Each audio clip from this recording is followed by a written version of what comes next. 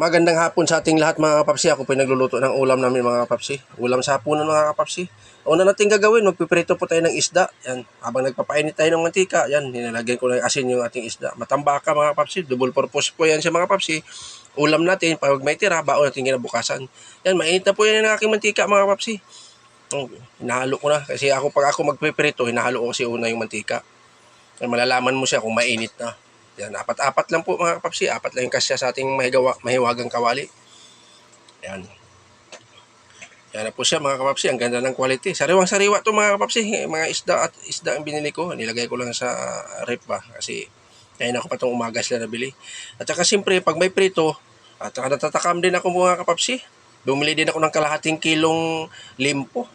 Kasi gagawin kong sinigang mga kapapsi, partner sa ating pritong isda. Yan. Hugasan natin siya ng paulit-ulit hanggang lumino yung tubig mga kapapsi at ating umpisa na sa pagluluto.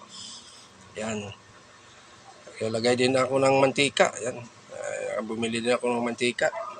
Tsaka nandyan na lahat ng ricados, sibuyas, bawang, luya. Yan. Pinagsasama-sama ko na sila. Tsaka palabasin na natin yung aroma ng ating ricado, saka natin ilagay yung ating limpo. Yan, ang ganda ng quality ng limpo ko mga kapapsi. Talagang sariwa to kanina rin. Binili ko kaya ng umaga ko sila binili. Nilagay ko lang sa rep.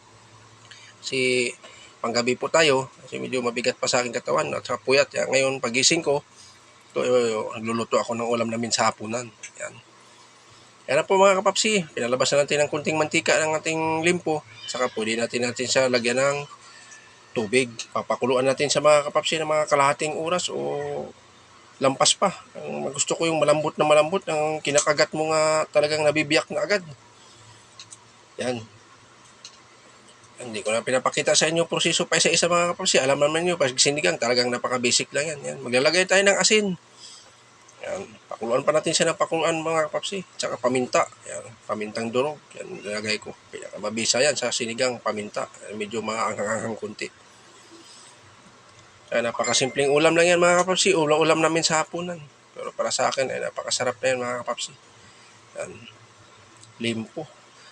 Sinigang na limpo mga kapapsi. At saka hindi na ako naglalagay ng maraming gulay. Ilang pirasong gulay lang nilagay ko dyan mga kapapsi. Dahil hindi na kailangan pang damihan natin ng gulay. Dahil pag yung limpo napakasarap na yan. At saka napakalasa yung karne na yan. Yan. Ang gagawin lang natin, diskartean na lang natin siya kung paano natin siya papasarapin. Ilalagay lang tayo ng talong. Bumili ako isang pirasong talong sa palengke, malaki.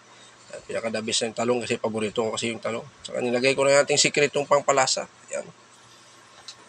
Marami na rin ako nilagay ng mga pangpalasa ng mga papsin. Hindi ko na pinapakita sa inyo dahil sinabi ko nga sa inyo, basta sinigang napaka-basic lang. At saka maglagay tayo ng siling haba, 3 para I love you, para lalong sumasarap yung ating recipe. Yan, no?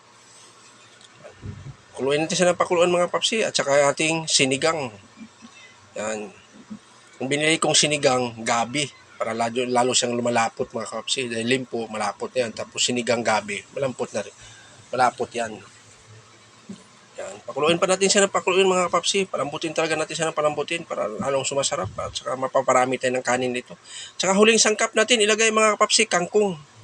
Yung kangkong ko medyo nadurog mga kapapsi dahil inisa-isa ko talaga yan. Pati kasulok-sulukan ng dahon ng kangkong, talagang binulukat ko at hinugasan ko talaga.